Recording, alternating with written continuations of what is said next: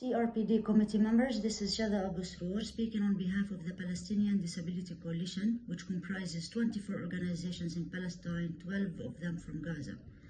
The coalition, in partnership with allies and friends abroad, is using its mandate to advocate for the rights of Palestinians with disability who have been disproportionately struggling, like all Palestinians, under the Israeli long-term occupation and settler colonization, which started in 1947 and way more intensively since the last 7th of October. This message has been drafted through consultations with Palestinians with disability in the West Bank and Gaza. Since the first week of this genocidal Israeli war launched on Palestine, and more specifically on Gaza, we have aimed to approach you, as well as each and every entity that must play a role in upholding and protecting Palestinians with disabilities' rights. Yet we have to admit what has been happening: waves of killing, the destruction of all that could promise of a life. Arbitrary detentions, torture, a severe lack of inclusive and accessible humanitarian assistance, and urgent need for medical evacuations, the use of all unimaginable means as genocidal policies and practices, including the assassination of dignity, dreams, tomorrows, hope, etc. This and more placed us as activists in a state of shock, choking, freezing, and debilitation. This state continued to deepen because of the fact that the genocide has been happening right before the world's eyes, ears, hearts, and souls, with very few taking action. We thank our friends who extended their hands and supported us to keep trying, even though the UN have proven that it is positioned right where the power of relations and interests in the world exist, at the expense of the oppressed. Fatalities in Gaza since October 2023, based on the official entities, are around 40,000 Palestinians, mostly civilians. Yet, some scholars suggest it may exceed 186,000. Unfortunately, no disability disaggregated data is available to state how many of those who have been killed are Palestinians with a disability. The last Palestinian with disability we knew who had been killed was Majdi al-Tatar, a Palestinian with physical disability. He was killed among at least 100 Palestinians in the massacre that took place at Al-Tabi'in school, one of the shelter centers in Gaza, on the 10th of August. Majdi lost his house and one of his sons at the beginning of this war, and he was an athlete representing Palestine in the Paralympics.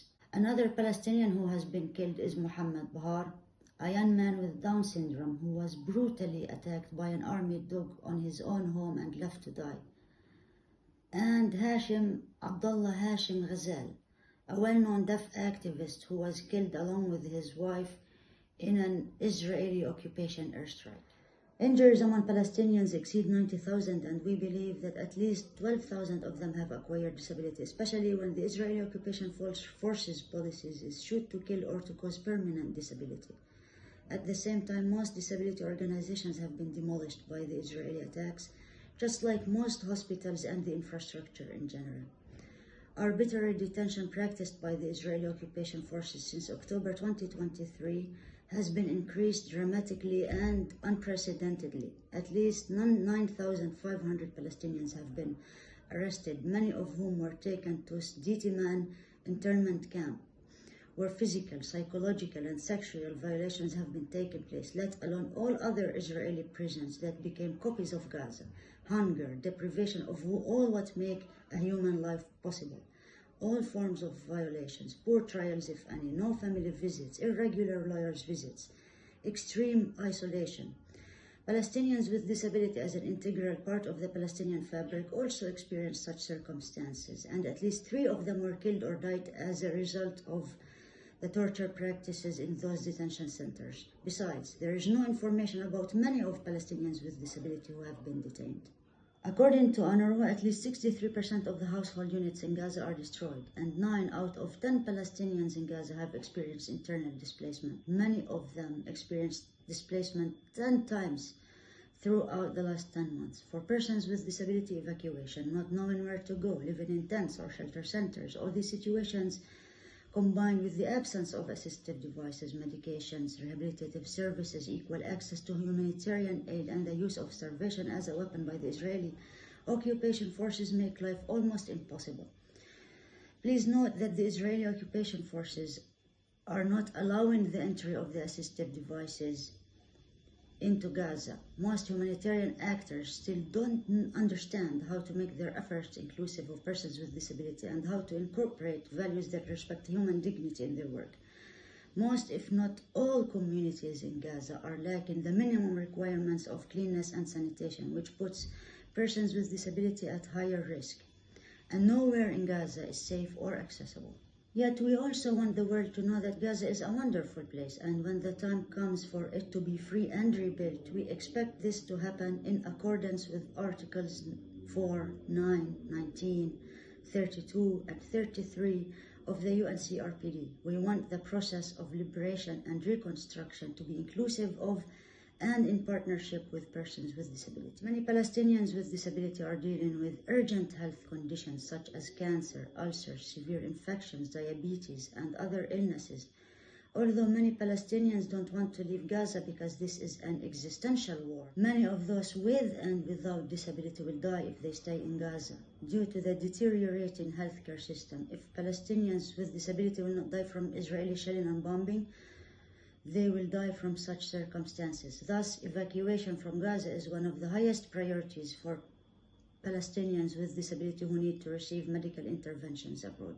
Many Palestinians believe that the fight for rights and freedoms comes with a price, yet most entities working in humanitarian aid don't incorporate disability-inclusive measures into their strategies. This places additional burdens on Palestinians with disability and requires that all such entities, be they states or UN agencies, make all possible efforts to design and implement their humanitarian interventions in an inclusive manner in compliance with Article 32 of the CRPD. Finally, as you know, what is happening in Palestine, and especially in Gaza, is against several articles in the UNCRPD and the 2475 UN Security Council resolution. Thus, we request that you do all what is in your capacity to guarantee the protection of the rights of persons with disability in this genocidal war, to hold the Israeli oppressors accountable, and to make sure that Palestinians with disability are effectively included in humanitarian interventions as well as in liberation and reconstruction efforts. Palestinians, through their liberation movements, are practicing their right to resist the Israeli Zionist settler, colonial, and terrorist occupation. The right to resist the occupation and fight for self-determination is guaranteed by international humanitarian law.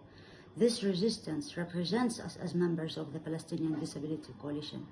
It is absolutely unacceptable for us to witness and experience injustice and despotism, as well as the so many forms of double standards and partnerships taking place against the Palestinian cause, all in the name of the occupier's right to self-defense.